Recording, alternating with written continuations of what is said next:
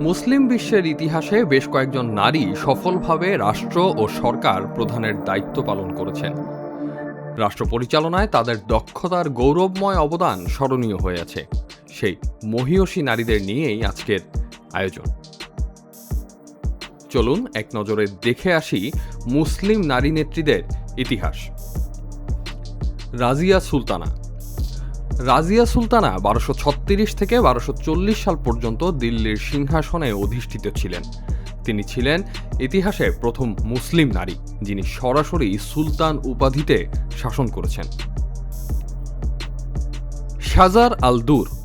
শাজার আল দুর ছিলেন মিশরের শাসক। 1250 সালে তিনি কার্যত মিশরের রাষ্ট্র ক্ষমতা গ্রহণ করেন।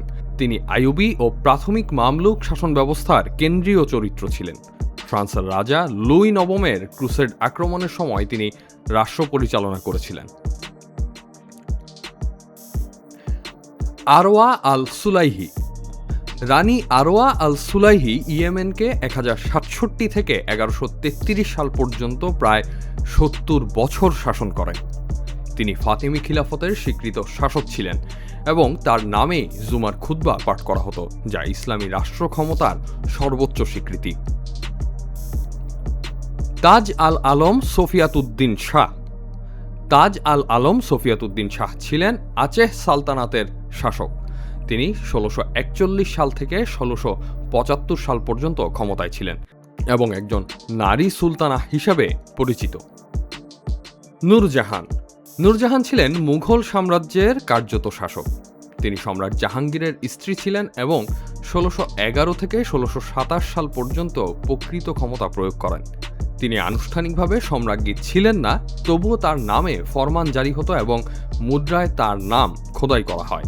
তিনি সেনা ও প্রশাসন পরিচালনা করতেন, কূটনৈতিক সিদ্ধান্ত নিতেন, এমনকি দরবারও নিয়ন্ত্রণ করতেন। বেনজির ভুট্টো। বেনজির ভুট্টো ছিলেন পাকিস্তানের প্রধানমন্ত্রী। তিনি 1988 থেকে 1990 এবং 1993 থেকে 1996 সালে ক্ষমতায় ছিলেন। তিনি আধুনিক মুসলিম বিশ্বের প্রথম নারী প্রধানমন্ত্রী। খালেদা জিয়া। 1991 থেকে 1996 এবং 2001 থেকে 2006 সালে বাংলাদেশের প্রধানমন্ত্রী ছিলেন বেগম খালেদা জিয়া।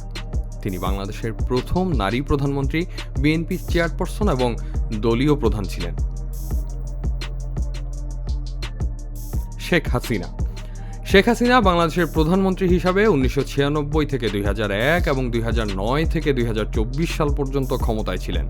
তিনি আওয়ামী লীগের সভাপতি এবং দলীয় প্রধান ছিলেন। তিনি মুসলিম বিশ্বের সবচেয়ে দীর্ঘ সময় ক্ষমতায় থাকা নারী সরকার প্রধান। তানসু চিল্লার। তানসু চিল্লার ছিলেন তুরস্কের প্রথম ও একমাত্র নারী প্রধানমন্ত্রী। তিনি 1993 থেকে 1996 সাল পর্যন্ত দায়িত্ব পালন করেন। মেঘাওয়াতী সুকর্ণপুত্রী। মেঘাওয়াতী সুকর্ণপুত্রী ছিলেন বিশ্বের সবচেয়ে বড় মুসলিম জনসংখ্যার দেশ ইন্দোনেশিয়ার রাষ্ট্রপতি। তিনি 2001 থেকে 2004 সাল পর্যন্ত দায়িত্ব পালন করেন। আতিফেতে জাহজাগা। আতিফেতে জাহজাগা ছিলেন কসোভার রাষ্ট্রপতি। তিনি 2011 থেকে 2016 সাল পর্যন্ত দায়িত্ব পালন করেন।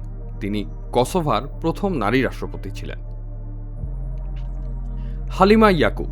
হালিমা ইয়াকুব ছিলেন সিঙ্গাপুরের রাষ্ট্রপতি। তিনি 2017 থেকে 2023 সাল পর্যন্ত দায়িত্ব পালন করেন।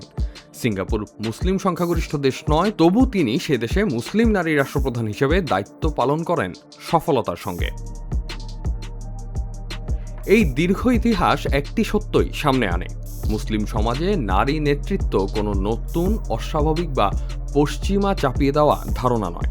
রাজিয়া সুলতানা থেকে শুরু করে শাজার আল দুর, আরওয়া আল সুলাইহি কিংবা আচেহের নারী সুলতানরা প্রমাণ করেছেন যে ইসলামী রাষ্ট্র ব্যবস্থায় নারী সর্বোচ্চ ক্ষমতায় অধিষ্ঠিত হতে পেরেছেন।